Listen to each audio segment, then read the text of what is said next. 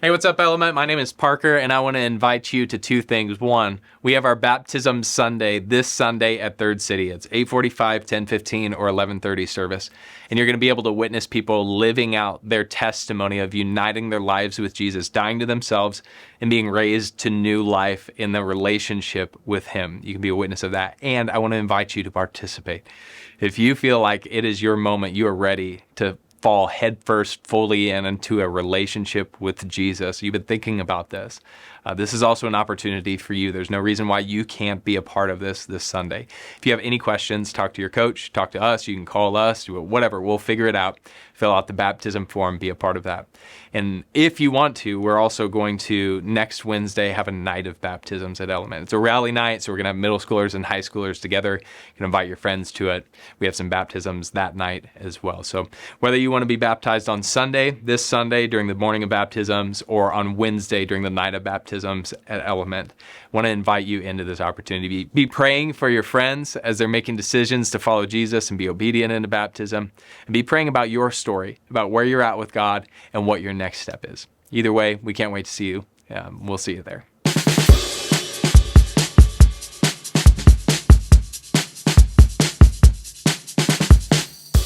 Happy Halloween. I don't even know if that's something anybody celebrates anymore. I mean, you guys are in high school. Should you be celebrating Halloween? Should you be trick-or-treating? Some people go, let kids be kids because they get to be adults the rest of their lives. Some people are like, hey, you're way too old to be out getting candy until 11 o'clock at night. Either way, it's October 30th. One of the ways that I think about Halloween that's kind of fun, I really like scaring people. And the root of scaring people is convincing that something exists that doesn't really. And I want to talk to you about two quick stories, one that's funny and one that's terrifying from my life. First, funny one. One year when we were at See How I Move with our high school students in Lincoln, it was the running joke of the week that we wanted to get everybody convinced that they were giving out free dipping dots at the Lead Center if you got there by 6 o'clock. And everywhere we went, we go, hey, do you guys hear? Free Dippin' Dots outside the Lead Center at 5:45. Yeah, they're like giving them away. I don't know how they're doing it, but it's going to be there. And so cruel. We heard people talking about it in lunch lines. We heard people walking to the Lead Center, leaving at 5:30 going, hey, they're going to run out of Dippin' Dots if we don't get there. Like, completely cruel joke. Taking advantage of people willing to trust adults talking. Second one, not as funny, very personal. I don't know what it is. When I was very little, something had me convinced that whenever I'm leaving a dark basement, something is chasing me and trying to get me. Always been terrified of the dark. I'll tell you, being terrified of the dark is not a natural fear. Natural fears are loud noises and falling. The only two natural fears. Every other fear that you have, you've developed as a result of nurture. You've learned something. And personally, I think it had to do with some I used to have these really horrible bad dreams. And so me, I don't know if any of you guys are like me, when you're leaving a basement and the light switch is at the bottom of the stairs to turn the lights off, I literally still, to this day, go up the stairs as fast as I can. And if I don't, I have these the hair on the back of my head just kind of stands up. I get the tinglies because I'm like, the boogeyman's going to get me this time. Totally irrational. I get it. Tonight we're talking about being deceived, actually being tricked, being duped into something. And Jesus has a lot to say about being wise and being aware of being deceived. And I think you have grown up in a world where it's really hard to navigate deception. Who's telling truths? Who's telling half lies? I mean, you guys, election is coming up in 2 weeks. And you hear both sides of the story. They do this. No, we don't. You do this. No, we don't. And in the midst of this, there's also a spiritual aspect of this where the enemy, we call him the devil, is wanting to convince you of something that is a lie. And he's using any and every avenue to get access to your heart. I thought of all the ways that I wanted to illustrate this. I feel like the best way for me to show this to you is for you to watch this short video. So check it out.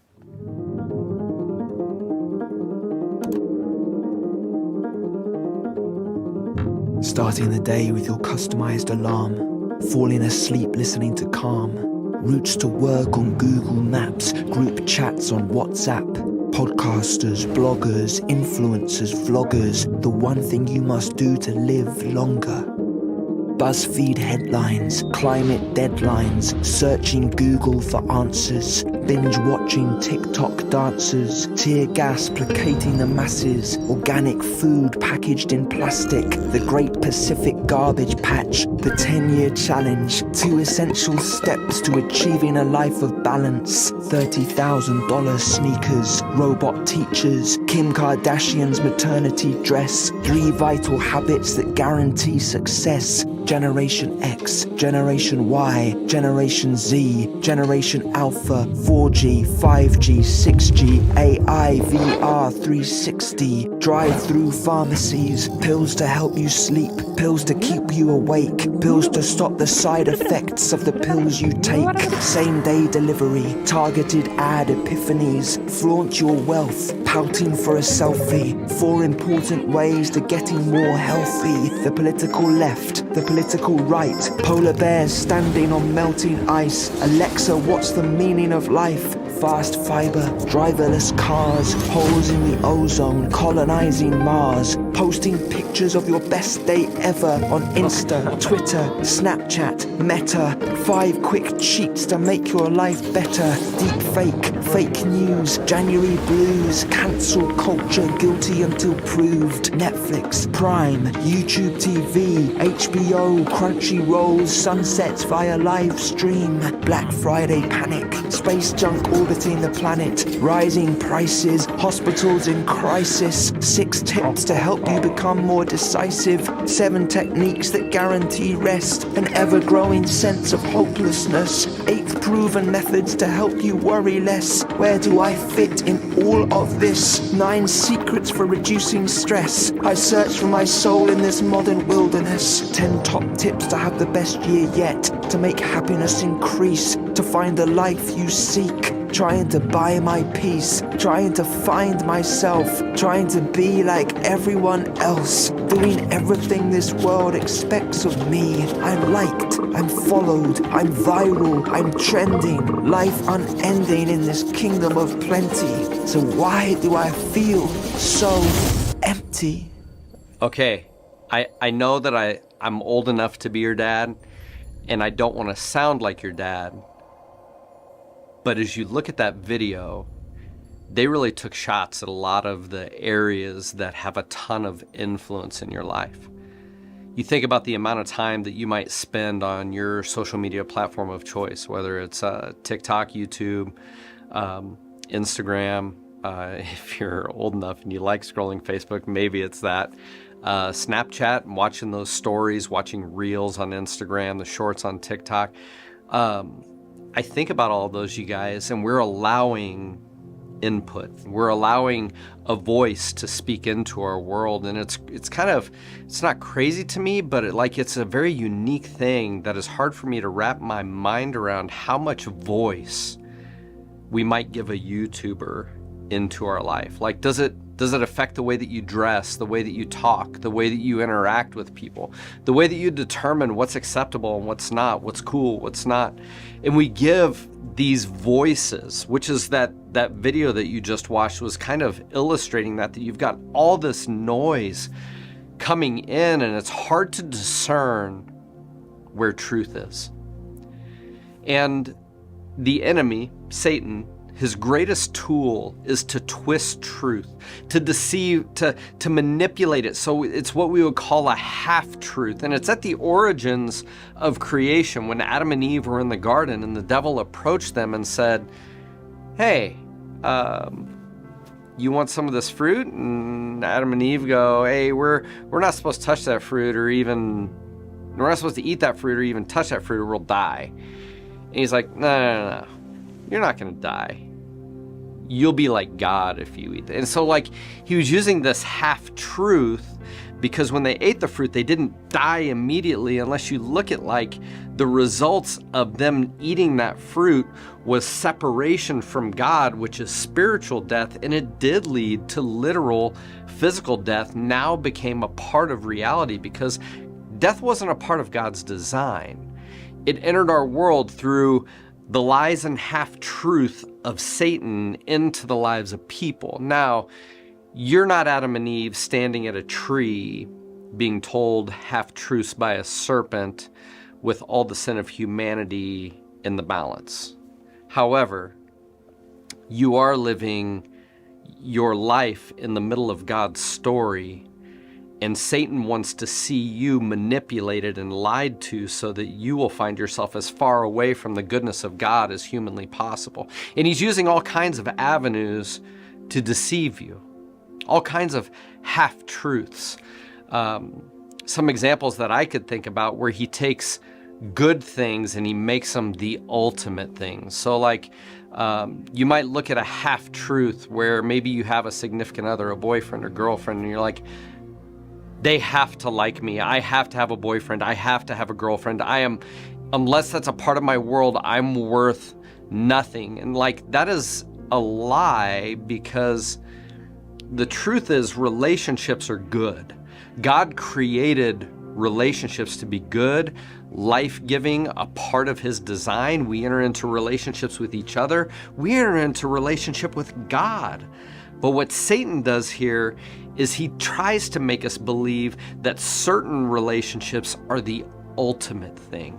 And we see that, again, we'll go back to, we see it in Hollywood. We see it in the, we see it in the Netflix shows that we watch. We see them in the YouTube shorts. We see them in the TikTok videos. We see them in the Instagram reels. All of it, that all of a sudden we have to find a way to be appealing to someone for a relationship, or we're something less, instead of the truth being, hey, what gives your life value is who God says that you are. He defines your worth. He defines your identity. He's the one that explains to you who you are. And guess what? You're his. You're dearly loved. You're cherished by the creator of the universe. And I think about that truth in light of the half-truth of being, you're incomplete unless you have a significant other.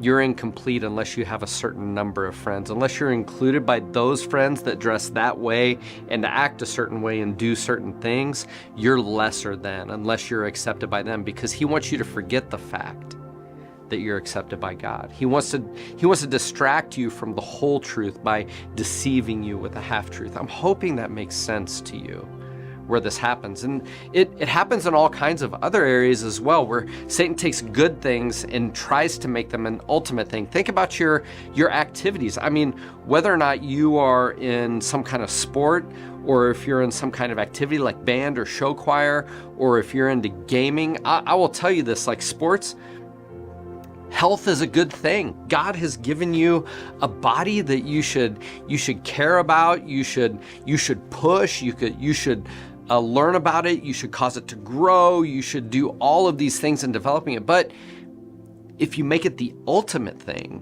where it's the focus of your life, where unless you achieve these athletic things, you're something lesser. Unless you make that team, your life has less value. I mean, think about that.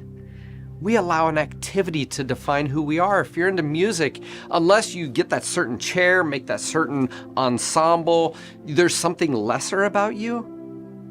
No. But yeah, God created music to be beautiful and good, to be enjoyed, but it's not the ultimate thing.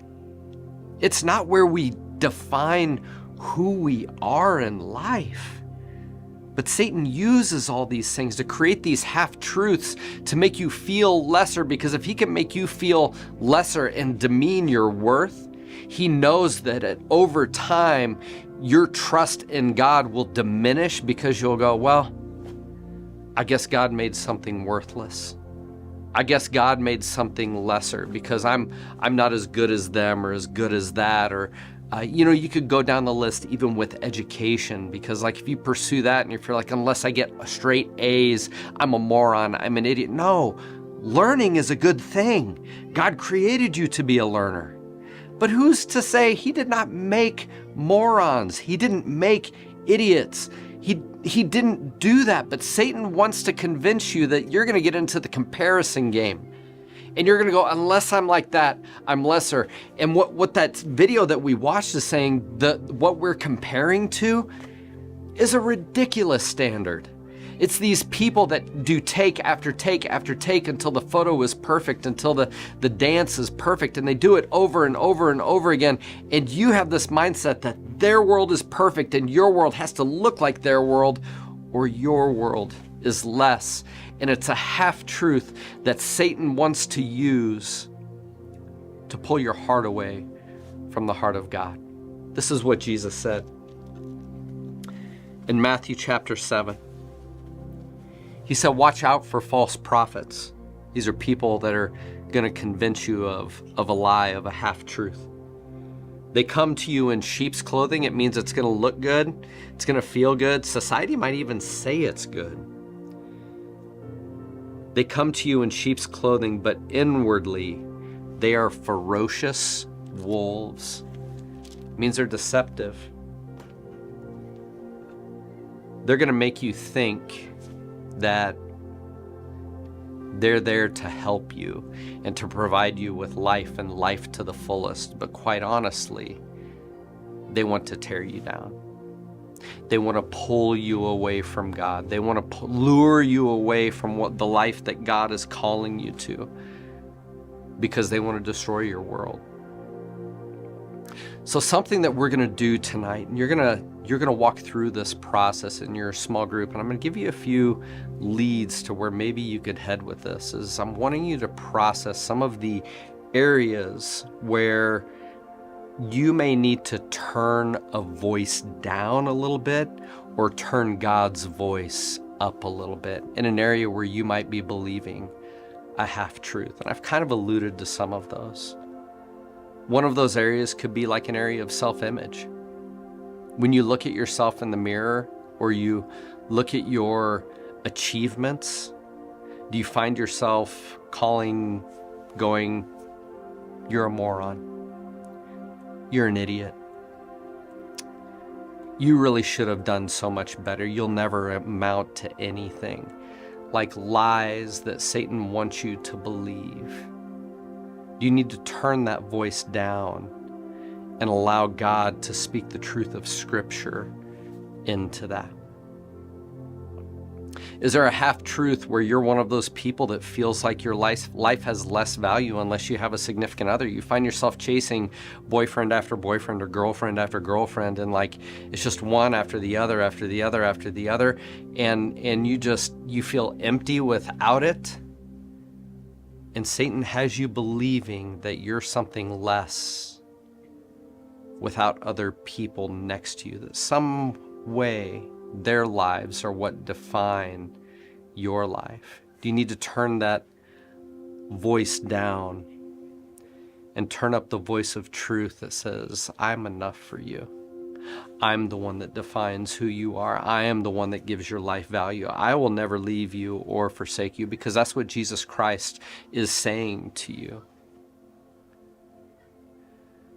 Or maybe you have an activity or a hobby or something that you have just been pouring yourself into. It gets every minute of your waking creativity and energy. It's not necessarily a bad thing, but maybe it's become a God thing. It's the only thing that you think about. And you need to turn the volume of that down and turn the volume of God going up and going, hey, I am the most important person in the history of eternity. And I want relationship with you. And there's just not a ton of room for me with all of that. Would you be willing to give me some of the time that you're investing in that to invest in something eternal? Some half-truths that you need to turn the volume down and allow the voice of God to be turned up in your life. Take advantage of that conversation tonight. take your time within your small groups to really dive in and to talk about what it is that you're needing to hear, and maybe some of the half-truths or lies that you're believing and the truth from Scripture that you need to hear.